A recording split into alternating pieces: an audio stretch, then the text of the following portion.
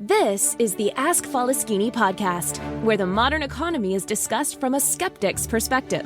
Mr. Faleskini helps you distinguish what is sustainable in our economy and what isn't. Not everything that glitters is gold, and not all mud is dirty. The podcaster Mr. Faleskini provides no-nonsense advice. He had it all, lost it all, went bankrupt multiple times, and is now attempting to come back from zero with sustainable growth. There are numerous coaches and preachers on the internet that preach about positive thinking and how life is all roses if you just care to see it that way. Well, Mr. Faleskini is definitely not one of them. We recommend you ask Faleskini to keep it real. He discusses the darker side of the current economic reality, the side that's more important for your personal and business finance. His first intention is to help you keep what you already have. Not to be a complete party pooper, Mr. Faleskini will also hint at the earning opportunities in the economy today. In order to please the almighty algorithm, please like, share, and subscribe. And now it's time to start taking notes. The mic goes to the podcaster, the one and only Mr. Faleskini. Welcome to the Ask Faleskini podcast with a guest. I'm proud to present Michelle Carbone from Norman, Oklahoma. Michelle is a clinical hypnotherapist, rapid transformational therapist, and coach. She's also a certified mindfulness teacher and intuitive coach. She knows the work of Abraham Hicks and has incorporated that work into her, along with a course in miracles, conversation with gods, and many other teachings. She tends to use humor where she can to help educate and keep things interesting. She teaches about mental health and spirituality and how they work together. She has passion for psychedelics and plant medicine. Michelle, please tell us more about yourself. What is your story? Hello. So I spent 25 years in the travel industry, and once COVID came along, got very burnt out. I was a little burnt out before, but that definitely sealed the deal. It was very not good for our industry. So I went searching for something else. Funny enough, I actually started out looking for a psychedelic medicine course, and I couldn't find one anywhere. And in my state, it's not legal anyway at this time, but I thought I'm going to get ahead of the curve because it's being worked on, and couldn't find it. And but I found hypnotherapy, and I trained under Marissa Peer, who's in the UK, and she actually came to Miami, and we did an in-person training for a week, which was fabulous. So that kind of started this journey of working in healing. When I was young, I always wanted to be a psychiatrist or a psychologist. Actually, I wanted to do psychology because I didn't want to go to medical school. And so I always was interested in helping people. And I mean, my travel industry friends could tell you I was always encouraging and trying to make people be more positive and have a good outlook on life. So when I found hypnotherapy, I knew that's where I was supposed to be. And then I discovered coaching and intuitive coaching, and I was like, oh, this is really where I'm supposed to be. So incorporating what I know from hypnotherapy in my coaching practice has been fantastic. And I've been on a journey of spiritual growth as well. So I incorporate that into my practice as well, because they really, mind, body, spirit, all works together to create healing. Was there any specific moment or any specific event? You mentioned that the COVID stopped your previous business. Was there anything else that helped you in your journey? Was there any as I said, specific thing that happened or occurred, or an accident or something like that helped you? Not really. It was just I literally was crying every day, and just I was miserable, and people were not very kind. I don't own as a travel agency owner, it doesn't mean I own the airlines or the hotels or the cruise lines. I don't make their policies. So it was just this like getting yelled at for things that I had no control over. And every single day nonstop, and fighting for my clients, and having, being on hold for 12 hours, literally, it just was, oh my gosh, it was terrible. It was awful. So it was very detrimental to everyone's mental health really in the travel industry. So I've worked with some of my industry colleagues, former colleagues, because they're also just were very down and struggling. So yeah, I didn't have anything major. It was just my manager actually asked me, I was crying at my desk, and she said, "What can I do?" And I said, "Make an offer." So she offered to buy the agency, and I said yes, and we made it happen, and I was free, and it was amazing. I actually moved to Mexico for a couple of months to be able to focus on my training, and that was fantastic. And yeah, so it really started my growth and my mental health being a lot better, by even though I'd spent 25 years building this business, it was just not serving me anymore. And that's a very hard decision to make. I think, as business owners, it's your baby, and you don't necessarily want to let anyone have it, but it definitely worked to my benefit to do that. Okay, great. So basically you have first-hand experiences with businesses and business people involved and their mental health. You said you focus on the travel industry, but I'm sure that you have clients from all areas of life. Oh yeah, I mean, I have some clients in the travel industry, but I have definitely all walks of life. Have had students and and then everything else, up to CEO level. Great. I would like to start just with the claims. I really like the quotes, and I like what Lao Tzu wrote. And I would like to know if you agree with that. He wrote that if you are depressed, you're living in the past. If you are anxious, you're living in the future. And if you're at peace, you're living in the present. Would you consider this to be correct? Yeah, I definitely agree with that. Although in some ways, anxiety can live in the past and the future. Sometimes our anxieties come from, really, all we have all our reference is the past, right? So sometimes what we're thinking is going to happen in the future is because of a past event. So it's kind of both in a way. But yes, anxiety definitely comes from those thoughts of worrying about the future, or, having your thoughts being in the future instead of where am I right now, and being at peace with where you're at now. Any special advice how to come and how to be here and now? Oh yeah. Is there any quick tip for business people how they become anxious because of the project, because of the client not calling them, or you said that you had in your industry that was because you were so dependent on others and anticipating something will happen or will not happen. Is there any tip how they could come in the present and there's so many things, but mindfulness, if you're familiar with mindfulness, that is sort of that getting into your body, getting into noticing and not judging. So when you're practicing mindfulness, and there are hundreds of different mindfulness exercises, so don't think it's just sitting and breathing and meditation, but it can be movement. But it's about it gets you in the now, because it's about noticing what's going on now. So if you're breathing, you notice the breathing, notice how it feels going in your nose and in your throat. Do you feel it in your throat? How does your skin temperature feel? How does your hands feel? How does your body temperature feel? And you're not judging these things, you're just noticing.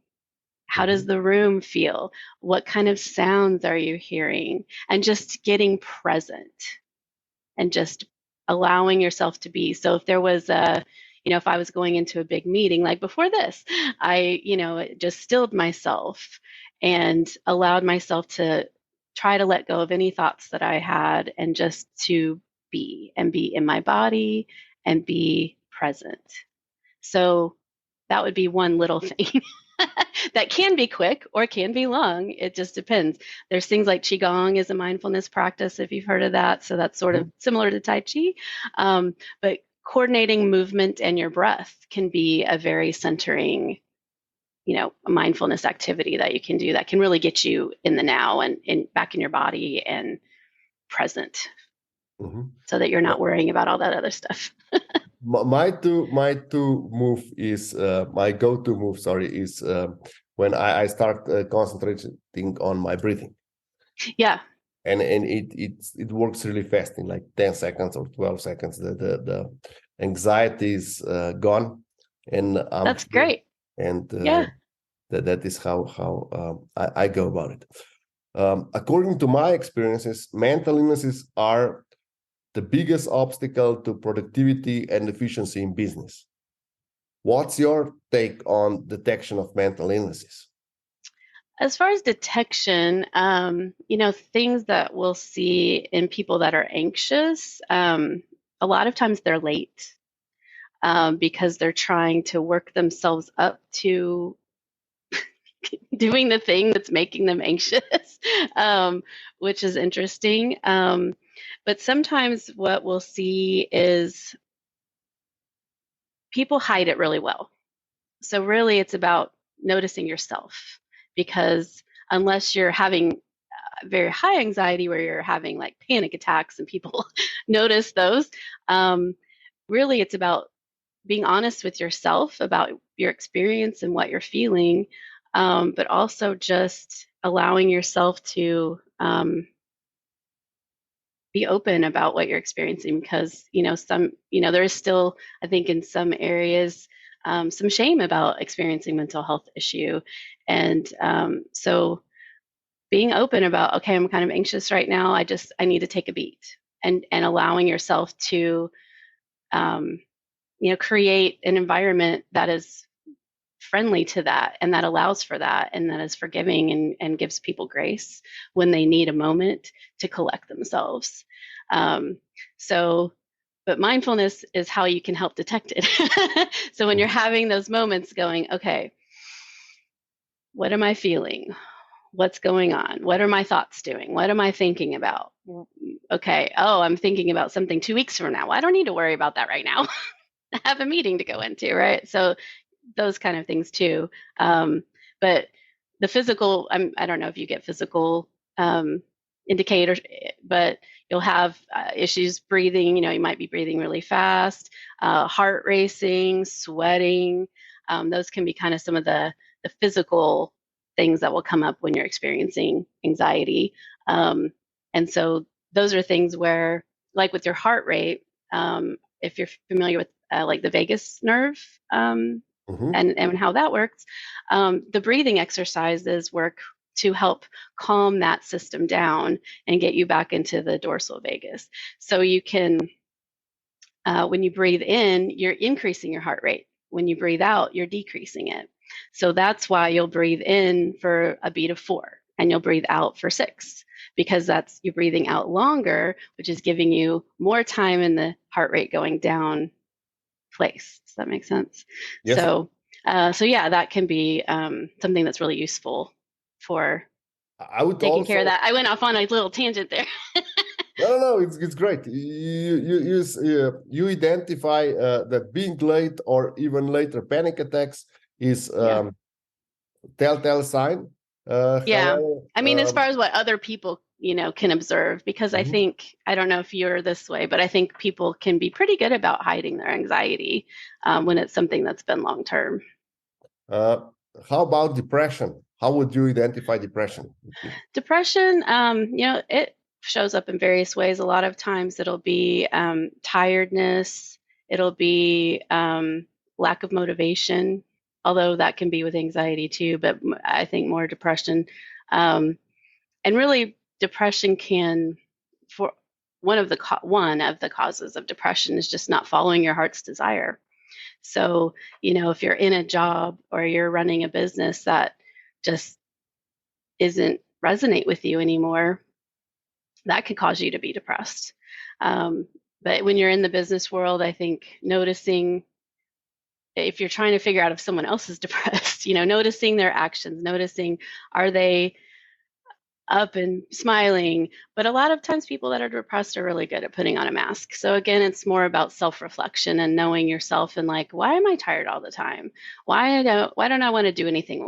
Why don't I want to see my friends? Why am I not myself anymore? What's going on? Maybe I'm depressed. Maybe I need to look at that. Mm-hmm. Great. So if someone is not attending office party, he or she is depressed. Could be, or it could be they're found something better to do. Okay. What is your take on prevention of mental illnesses? What can a person or even what can a company do to help prevent mental illnesses in Okay. environment? I love this question so much. So as far as what a company can do, let's talk about the what's the word I'm looking for? The atmosphere, the culture. Okay, the culture.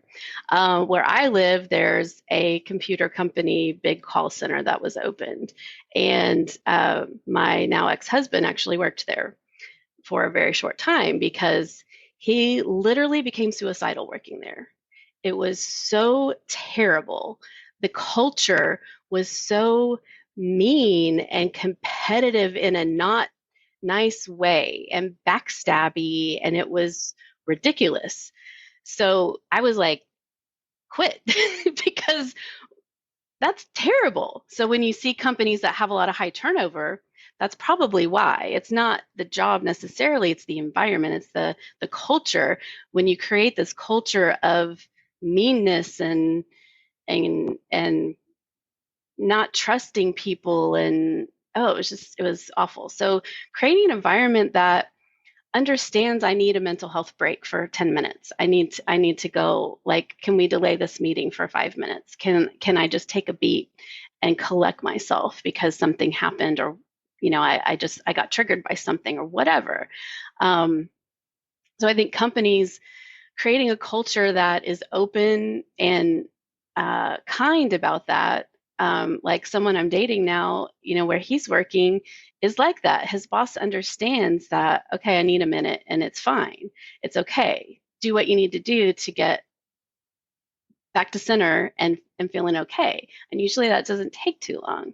So as a company, creating a culture that's kind and loving and friendly and that has some fun and that has some breaks and that isn't just serious all the time. Let's break out of that and let's be Google. I mean, people who work for Google for the most part love it because they put fun in there. They have fun and colors and they're not just all the time. My stepbrother works there. It's like let's create somewhere that I like to be, because if I like to be at work, I'm going to do a good job. If I enjoy the environment, if I'm able to go grab a drink and it's free, hey, even better. If I'm in a big company, right? Or if I can go get healthy snacks, an apple instead of a donut, that's going to make a difference, right? So just creating a good atmosphere, a friendly, kind atmosphere. And then as far as people taking care of themselves, getting enough sleep, creating a sleep schedule if you struggled with sleep, doing things like yoga, meditation, making sure you take time out to have fun. We're here to have fun. We're not here to work. We're here to have fun. Work allows us to have fun, right? So find the fun in your work, and it is even better. It's like that quote, what is it? Do something you love and you never work a day in your life. Mm-hmm. So So if I sum it up, it's all about culture, positive or encouraging environment, if possible, healthy snacks. Yeah. Sure. Yeah. Right. And then things I like snacks. massage. Let's bring in a massage therapist once in a while to give little back massages. Or I did that for I only had a company of 3 people, but one time I was like, oh, let's bring in some, get some little back massages, and having nice lighting and having, maybe it smells good, having some aromatherapy and making sure people take breaks, because I think a lot of times, people just drill down and they don't take a break. And then that's how you create burnout. And once somebody's burnt out, that takes years to recover from, because I'm that person too. I've also had a burnout. So, and it's it's both. It's not just physical, it's also mental. Oh yeah. Yeah. I wanted to ask you another question that is maybe a bit controversial, but however, I would like to know what's your take on what you describe about culture and environment. Would you say that women are better at creating friendlier environment at work than men, like men bosses? Who I would say better at that? on average, yes, just because the culture that we live in as, Europeans, Americans, Canadians, is one that sort of raises women to be nurturing and kind and raises boys not. You get called a sissy, or in America, you get called a sissy or other words that I won't use if you're weak or you're too nice, right? Men need to be and and it now in my circle, I have many men that are very kind and sweet and loving. So, but they're not running companies. And I think, it's just this culture that's been created over the past 50 years or 80 years or whatever of that type A guy. And the type A guy gets some shit done, but he's not really a nurturing person. So maybe you need two people running the company. You need somebody running the culture and you need somebody running the other stuff. And you need a woman in that role, or somebody who is in touch with their giving and loving, nurturing side. Okay. There is a huge problem of drug abuse in business community. Now the question for me, I think this we all agree with that. And now also there are many energy drinks that are on top of drugs, and different enhancement drugs, also prescription drugs for that are used and abused. Would you say that the drug use is the consequence of the mental health problems that people that use drugs experience, or would you say that mental health deteriorates because of the drug use? I think mostly it's the former. That I've worked with addictions, and it's a coping mechanism. So I'm depressed, so I'm going to use some cocaine, or I'm depressed, so I'm going to drink alcohol, which is kind of backwards because alcohol is a depressant. But you drown in your sorrows. Drugs are chemicals are an escape. I don't want to deal with this emotion. I don't want to deal with these feelings. I'm going to escape in the drug, or I need that extra edge because I have this pressure to, do the best. And so I need to work more hours, and I need the caffeine to stay awake, and I need the cocaine, or I need the whatever your choice of drug is. And then, or I'm high powered all day, and I need cannabis when I get home because I can't slow down. I can't get myself to get out of that mode when I'm home. So I need cannabis to bring me down, which is okay. I mean, but anything can, while cannabis I don't see as an addictive drug, it is, anything can be addictive because it's an escape. It's something that you're using as a coping mechanism, and it's about your relationship with that drug. So even, prescription medications obviously are abused as well because the doctor gave it to me, so it's okay, but maybe your relationship with that drug isn't okay. Maybe you're using it as an escape to not deal with your emotions. So I think it's some of that, but I do also know people who have used drugs that triggered them into a mental health crisis. So it can go both ways, I think, truly. I think usually it's the former, it's an escape. A lot of people around here are dealing with addiction issues, and it's, just because they're depressed, they're anxious, they're miserable, they can't see a way out. They're in this storm of emotions that they can't handle because they weren't raised to handle their emotions. They weren't raised to know how to regulate their emotions. So they're just doing the best they can. And the best they can is they're like, okay, well, there's this drug and it makes me feel better for the moment, so I'm going to do that. Mhm. Would you say that mental illnesses are more common these days, or are we just better at detecting them? I think they're more, I think in some ways it's both, but I think 100% they are more prevalent. I think the society we've created and the whole construct that we're living in is not beneficial in general for most people's mental health, unless you decide to take control of yourself and your thoughts and create your own life and forget all the BS that you're fed your whole life and figure out what works for you. Mhm. So, does that make sense? Yeah, perfect sense. Why would you say that there's still such a stigma regarding mental illnesses? I think it's a lot of people have very rigid thinking and are not open to new information. And so I think as we're getting, there's a shift happening.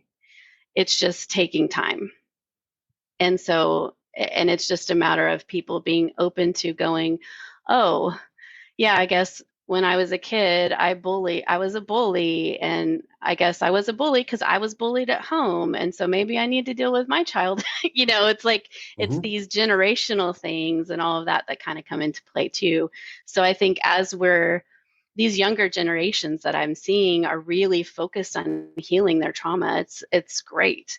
And it's spreading its way to the older people as they're like, oh wait, oh yeah, I guess I have that too.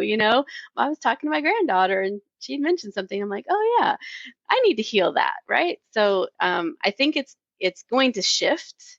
Especially, I think weirdly, COVID brought attention to the mental health crisis in a lot of ways, although it actually created a higher mental health crisis. Um, it was there before. It just wasn't. It was just under the surface, and so I think, in a way, us being forced to be at home and sit in our shit made people realize how they were feeling and that they were struggling with their mental health. So it's becoming so much more well known. And I think there is a shift happening. It's just going to take time. I think it just takes time because people don't like change. Okay, you hinted at healing the childhood trauma. Mm-hmm. How important is that for business people and high performers that they start healing their childhood trauma? Is that a necessary part of the process and something that potentially enables them to keep their mental illnesses or Yeah, I malady mean, under check? if somebody's struggling 100%, looking at your childhood, I mean, not all traumas come from our childhood, but let's say you're approaching getting burnt out and you're like trying to prevent, and why am I driving myself? Why am I working 80 hours a week? Why am I doing this? And then you look back at your childhood and you're like, okay, this is what a belief I got from my parent was that, if you don't work hard, you can't have fun. Or, I mean, I don't even know. I don't have any of those type of things, but the little beliefs that our parents instill in us by their actions and words, and teachers and coaches. So I've worked with a lot of women who have anxiety from like their coach when they were a kid and playing soccer and telling them they're not good enough, or trying to get them to improve by you need to do better, you need to move, and so give I think in some ways it's that you're not giving yourself grace, Mhm. and so you're constantly critical of yourself. And if the only person if you're the head of the company and you're critical to yourself, what are you doing? Nobody else is above you to say, no, you're doing a great job, keep it up. But you need that, right? So I think healing, looking at your childhood trauma is important if you're struggling with a belief or something. But sometimes we found things come from teenage year, or not even, but like college, those first, oh, I was out on my own and that sort of thing too. So young adulthood sometimes, and sometimes it can be something from even later, you never know. But I do think looking at that, considering, am I struggling? Let me look at my childhood. Was I ignored? Was I beat? Was I raped? Was I, what kind of traumas did I experience? Do I not remember my childhood? If you don't remember your childhood, that's a huge red flag of something happened that my mind's protecting me from, but there's a little 8-year-old in there running a part of my life. Mm-hmm. And I don't want an 8-year-old running my life. I was a dumbass when I was an 8-year-old. So I don't want her running my life. I want to make friends with her and be like, okay, 8-year-old Michelle, we're going to play. This is, you're my play partner. We're going to go play. We're going to have fun. That's what part you need to be, not a part that says you're not good enough. Remember, mom said you're terrible or whatever. And so you get down on yourself and you're focused in the wrong things. And then you're creating a culture in your business that isn't very friendly, right? Because for what's familiar to you is treating people like crap because you were treated like crap, that kind of thing. So could we conclude then that people that are inclined to mental illnesses will inevitably make the environment, especially if they are on top of the food chain, if they would make this environment such that people will be more drawn or easier to get into problems with the mental illnesses? I don't know how it's likely. I don't. A lot of Type A people. I haven't worked with a lot of Type A. That type of person that's head of a company and that's running things and that sort of thing. Even though I did that myself, so my culture was created in a friendly way, even though I've had childhood traumas. So I think it's not always, but I think you could say companies with a difficult culture have people running it that have traumas they need to heal. Mm-hmm. Okay. So I could say the guy running Google probably doesn't, or if he did, he healed it. But the guy running this computer company that my husband worked for definitely has some issues that he needs to, or the people that created that culture, they have some issues they need to work on. Would you say that entrepreneurs, business people, top performers are more inclined to have mental illnesses as an average employee? I don't know. I don't think so. I think it's, maybe in some ways, but I think honestly, almost every person suffering from some sort of mental health issue. So I don't think that necessarily has a reflection on it. Is every self-sabotage indication of mental illnesses? Yes. Self-sabotage. And what's so interesting, I've worked with, we have a process in hypnotherapy where we kind of where we're looking for the secondary gain. So we're looking for those, okay, I do this. Why am I doing that? It's a protection or whatever. A lot of times there are parts of us that are punishing us. And so it's a lot of times, like I was working with somebody with anxiety that his part was literally, he was like, it was to sabotage him. He was like, it told us when we talked to it. And it's because he didn't think he was good enough. He doesn't deserve the things he has, so you could have these parts that are punishing you or, and sabotaging you for various reasons. Or it could be, what's the secondary gain of let's say, I get migraines, and let's say that I want to go do something and it's really fun, but I'm kind of scared. It's something new. I'm nervous about it, whatever. I have some anxieties about it. So guess what? My mind goes, oh, guess what? I'm going to give you the greatest excuse ever. You're going to get a migraine and you won't have to go to this scary thing. You can stay home in bed and sleep and feel like crap in bed. So they're not always punishing parts, but they think they're helping you. So they're like, oh, you don't really want to do this thing. I'm going to sabotage you and give you a physical ailment so that you have an excuse to not do that. So those parts are really interesting to talk to, Yeah, to find out. and They it think really they're goes. helping you. And you're like, no, you're not helping me. I don't want to get migraines. I don't want to be sick to my stomach, So so a lot of time, you'll notice children get sick stomachs a lot. And that's because they're anxious and they maybe don't want to do that thing. And their mind's like, oh, okay, I'll give you an excuse. Here you go. And so it is a real stomach ache, but it's caused up here. Mhm.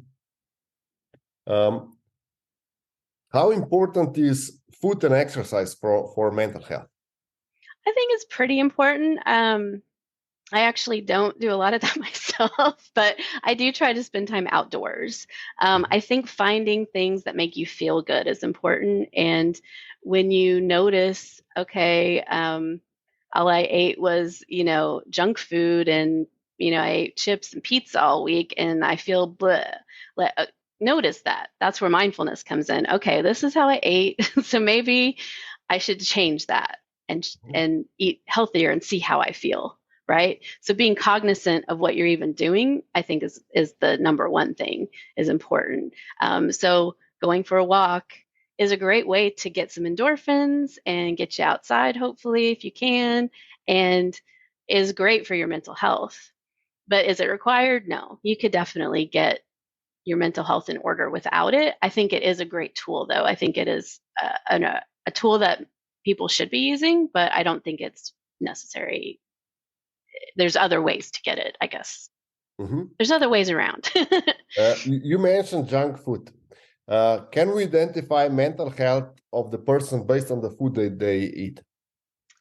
I would say maybe yes and no. I mean, I am a very picky eater myself, which is not the greatest thing, but it is what it is. And so I think if somebody looked at my diet, they might think that I was super struggling with my mental health, and I'm not.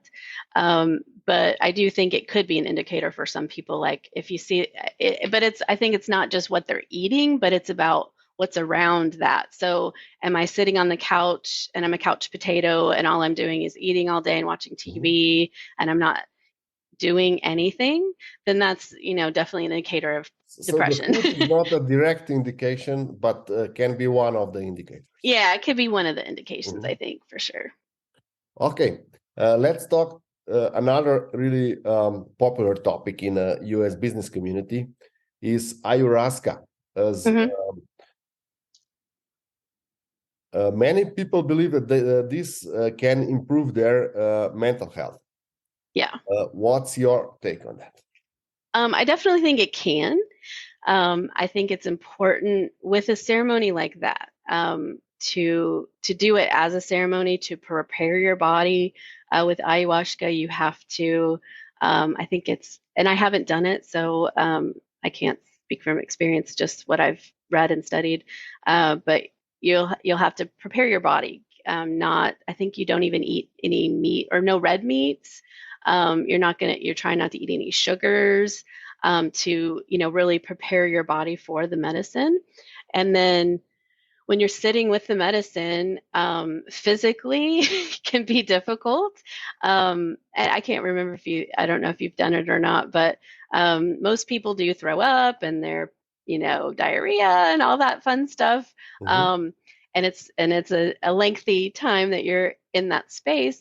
But what your body is basically getting rid of stuff. You're just like, you're getting rid of stuff, and then you're gonna, depending on the trip, you're gonna hopefully get to a root of something. You're gonna maybe go to a different realm, and get in there and find, oh, look, when I was 2, this thing happened to me, and that's why I'm feeling like this. It can really open you up. But it's very important to do it with someone who can guide you, because there could be difficult trips where you end up in a place that you're not very happy with and that's difficult to get through, and crying and seeing dragons or whatever, and it can be scary if you're not with someone who can guide you through those fears, because really it's about facing your fears in a lot of ways, and finding, and sometimes we have fears that appear very big that, we don't want to look at. And so it can be very scary to do that. But I think if you do a ceremony, that it can be extremely healing. And I don't think necessarily everyone needs to do it. Just depends on you and if you're called to do it. But it's definitely something that can enhance your healing if done properly. And then that's the caveat, right? Okay. Which food supplement would you recommend as a preventive measure to keep you as mentally healthy as possible? I don't think there's just one. I think everyone needs something different, probably. So I think working with someone who specializes in nutrition, can do some blood tests, because even things like vitamin D can affect your mental health and your energy levels. So, and all of the vitamins, really, but and magnesium, calcium, all of those things, they all work together. So I think having paying attention to your body, working with someone who, could do the blood test and tell you where you're at. Okay, well, you're low in this, you need this. Working with a Chinese medicine doctor is really great, because they're going to know they have ways to assess what you need and look at what you need for in any herbs and things like that could be beneficial to you. Because I think depending on your situation, I mean, there's some people who can't take certain things and some people who can, right? So I think working with someone, so I couldn't say there's just one, thing, but like working with someone to figure out, what does my body need? Like I recently started working with someone who does Ayurvedic medicine, because I almost went into that, and found some things that are helping me be more alert and having a clearer mind. So it's about figuring out, okay, well, what do I feel like I need? What am I trying to get at? What kind of energy do I want to put out? What am I not experiencing that I want to experience? And finding a way to get that added into your diet. A lot of insights for this interview. Is there anything else that you would like our listeners to take from this interview? How they should go about their mental health, how they should identify mental health or their own mental health and from their colleagues at work? So is there any great secret that you can share with us? So there's some different processes. So there's a couple of different things. One thing, though, that we all need to realize is that we do not have control over anything except our thoughts. So changing your thoughts is probably the number one way to adjust how you feel. Like yesterday, I was flipping through Netflix and Seinfeld was on there, and it played a little blurb. And all they did, great show, very funny, but really all they do is bitch. All they do is complain. And if that's the atmosphere you're in, how do you think you're going to feel? You're going to be negative. You're going to be always looking for things to complain about. You're going to be looking for things to bitch about, instead of looking at the beauty in this magnificent universe that we live in. You can find beauty anywhere. I can look out my window and see a flower or a tree or a bird. So like changing your thoughts as to what am I searching for? Am I searching for good or bad? Am I searching for things that make me feel good or feel bad? And then shifting that. And how are my thoughts making me feel? Does this thought make me feel good? Thinking I'm not good enough, thinking I'm going to fail at this meeting. Is that helping you? No. Go into that meeting with, I'm going to do great at this meeting. I know exactly what I'm talking about. I am prepared. That is going to uplift you and get you in a place where you are going to do great, because you told yourself you were going to do great. So changing your thoughts is going to help change your emotions, which is going to change your actions. Okay. Thank you for all these insights. I will put links to your webpage and the address where they can get you in the description. Great. So thank you again for being my guest tonight. Yeah, thank you for having me. It was a lot of fun. I appreciate it.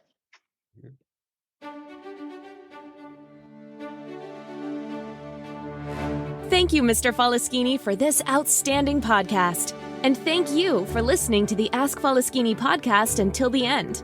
Mr. Faleskini would love to hear your feedback in the comments. And don't forget, if you want to know, ask Faleskini or listen to the Ask Faleskini podcast. In order to please the almighty algorithm, please don't forget to like, share, and subscribe.